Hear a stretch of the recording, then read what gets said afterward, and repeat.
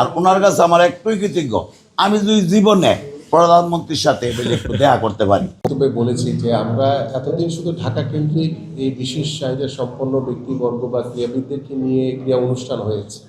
আমরা এটিকে জুনের পরে আমরা প্রত্যেকটি বিভাগে প্রত্যেকটি জেলায় আমরা ছড়িয়ে যেতে চাই এবং প্রত্যেকটি জেলা বা উপজেলা বিভিন্ন পর্যায়ে অনেক বিশেষ চাহিদা সম্পন্ন প্রতিবন্ধী মানুষ রয়েছে, যারা অনেক সময় তাদের পরিবারের কাছে অনেক সময় ছোট হয়ে থাকে কিংবা অনেক সময় তার পরিবার লজ্জায় তাদেরকে বের করে না।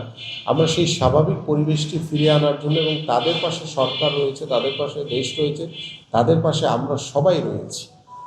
সেই মানুষগুলোকে যখন আমরা খেলাধুলার মাধ্যমে তাদেরকে স্বাভাবিকভাবে গড়ে তোলার যেই প্রচেষ্টা আমরা হাতে নিয়েছি, আশা করি তাদের পাশে সরকার এবং তাদের পাশে আমরা সবসময় আমরা থাকবো ইনশাআল্লাহ। এভাবে আমরা আমাদের সেই বিশেষ মানুষগুলোকে নিয়ে আমরা একত্রিতভাবে আমরা এগিয়ে যেতে চাই। ধন্যবাদ।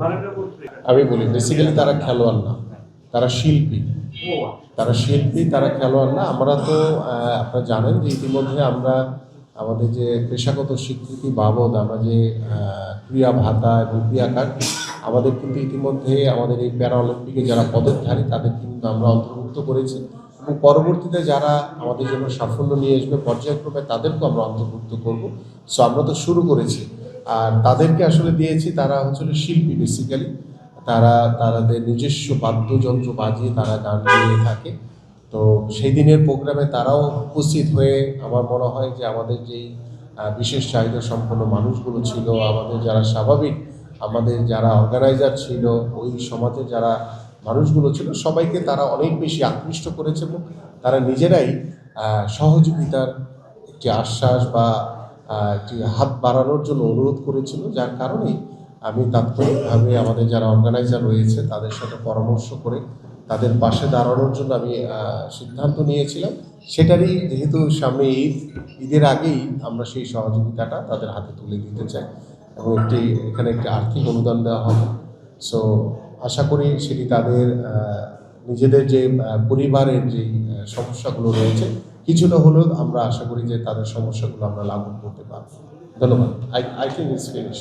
পাশে এই আমাদের বিশেষ চাহিদা সম্পন্ন যে ক্রীড়াবিদরা রয়েছে তারাও স্বাভাবিকভাবে আমাদের সাথে চলবে, ঘুরবে, তাদের যেই ক্রীড়া কৌশল আছে সেটা প্রদর্শন করবে। এভাবেই আমরা আশা করি যে আমরা পরবর্তীতে যে আমাদের যে প্যারা অলিম্পিক হবে সেখানে যাতে আমরা আরও পদক বৃদ্ধি করতে পারি, এই আহ্বান করে আমার কাছে মনে হয় যে আজকে যারা ব্রাহ্মণবাড়িয়া থেকে একই পরিবারের 9 জন দৃষ্টি প্রতিবন্ধী আমাদের মাঝে উপস্থিত হয়েছে, তারা অনেক কষ্ট করে দূর থেকে এসেছেন, আপনাদেরকে আন্তরিকভাবে ধন্যবাদ জানাই।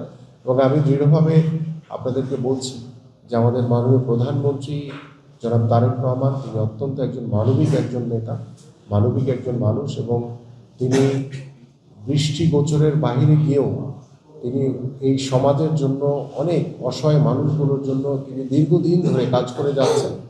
আমরা তার কাছ থেকেই এই মানবিকতার যে দৃষ্টান্ত স্থাপন তিনি ইতিমধ্যে করেছেন বিভিন্ন জায়গায়, আপনারা সকলেই জানেন।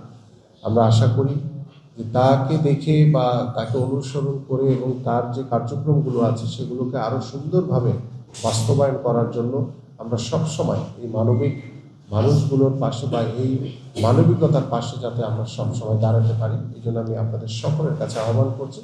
এবং আমাদের আজকে যারা ব্রাহ্মণবাড়িয়া থেকে এসেছেন, আপনাদেরকেও কষ্ট করে এসেছেন, আপনাদেরকে আন্তরিকভাবে ধন্যবাদ এবং কৃতজ্ঞতা জানাই। তো আশা করি যে আমরা এখন রয়েছি, ভবিষ্যতে ইনশাআল্লাহ সবসময় আপনাদের পাশে থাকবো ইনশাআল্লাহ। সো সেদিন তারা পারফর্ম করেছিল নিজেরা, তাদের নিজস্ব বাদ্যযন্ত্র দিয়ে তারা গান গেয়েছিল এবং দীর্ঘদিন ধরে তারা এইভাবেই তাদের যে উপার্জনের যে জায়গাটি রয়েছে সেই জায়গা থেকে তারা এভাবেই তারা চেষ্টা করে তাদের বিভিন্ন সময় বিভিন্ন জায়গায় তারা গানটির সবাইকে আমি আন্তরিকভাবে ধন্যবাদ এবং কৃতজ্ঞতা জানাই যে আপনারা সারা দেশ থেকে যেভাবে আমাদের বিশেষ চাহিদা সম্পন্ন কিংবা আমাদের প্রতিবন্ধী কিংবা দৃষ্টি প্রতিবন্ধী মানুষগুলোকে নিয়ে যেভাবে আপনারা মানবিক দিক বিচার বিশ্লেষণ করে কাজ করছেন, এটি সত্যি আমি সাধুবাদ জানাই। পাশাপাশি এই মানুষগুলোর পাশে দাঁড়ানো আমাদের একটি নৈতিক দায়িত্ব এবং সেই মানবিকতার জায়গা থেকেই আমরা আজকে এই পরিবারটির পাশে দাঁড়াচ্ছি এবং আমরা আশা করি যে শুধু আমি না, আমার মতো এরকম আরও যারা এই সমাজের যারা মানুষ রয়েছেন, যারা দায়িত্বশীল রয়েছেন, সবারই দায়িত্ব হচ্ছে যার যার পাশের যে অসহায় মানুষগুলো রয়েছে তাদের পাশে যদি আমরা সবাই দাঁড়াতে পারি, তাহলে আমাদের এই সমাজের অনেক সমস্যার সমাধান এমনিতেই অটোমেটিক্যালি সমাধান হয়ে যাবে ইনশাআল্লাহ।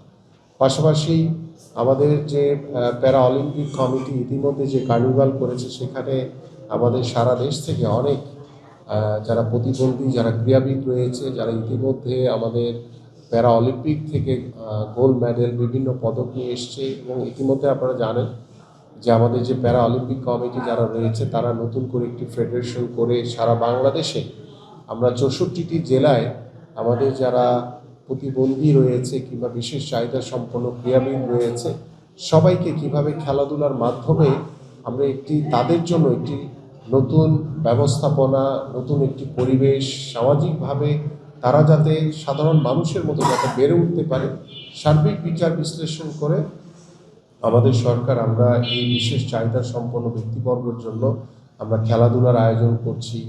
তাদের প্রত্যেকটি বাবা মা যাতে তার সন্তানদেরকে নিয়ে যাতে তার হতাশার ভিতরে না ভুগে, লজ্জাবোধ যাতে না করে, তারা যাতে সুস্থ মানুষগুলোর সাথে যাতে বেড়ে উঠতে পারে, সে বিষয় নিয়ে ইতিমধ্যে আমাদের কার্যক্রম শুরু হয়েছে। ইনশাল্লাহ আমরা জুনের পর থেকে 64টি জেলাতেই আমরা আশা করি যে আমাদের যে বিশেষ চাহিদা সম্পন্ন যে ব্যক্তিবর্গ রয়েছে, আমাদের প্রতিবন্ধী যে ক্রীড়াবিদরা রয়েছে, তাদের সকলের অংশগ্রহণে আমরা সারা দেশব্যাপী প্রত্যেকটি জেলাতেই আমরা ক্রীড়া অনুষ্ঠান করতে পারবো। এবং সেই ক্রীড়া অনুষ্ঠানের মাধ্যমে আমরা দৃঢ়ভাবে বিশ্বাস করি যে আমাদের সুস্থ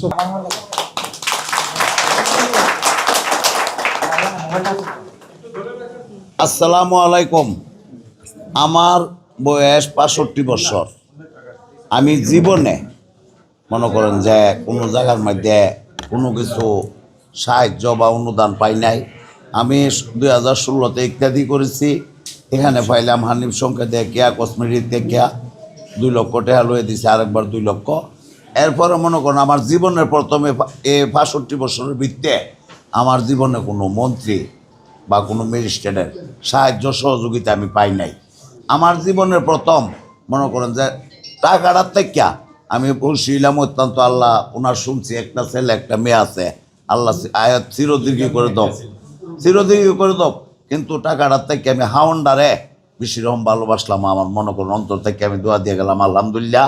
আর আমার জীবনে মনে করেন আমি 5 লক্ষ টাকা এই মন্ত্রী সাহেবের কাছ থেকে আমি অনুদান পাইলাম।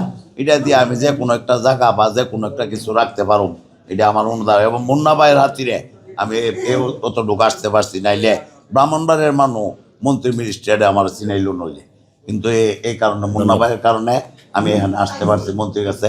কিন্তু এমন ওনা মনে করেন যে এর ভিতরে হিংসা নাই, নিজের নম্বরটা শহর আমার দিয়ে দিছে।